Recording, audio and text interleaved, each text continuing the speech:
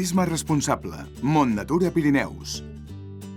Situat al Pallars Sobirà, s'ha convertit en un referent per la sensibilització de la societat vers el desenvolupament sostenible i la conservació de la natura i el paisatge, posant en valor els diferents elements del territori on està situat i oferint un turisme vivencial alhora que responsable. Aquest premi ens engresca a seguir posant en valor la cultura de la sostenibilitat amb respecte per la natura.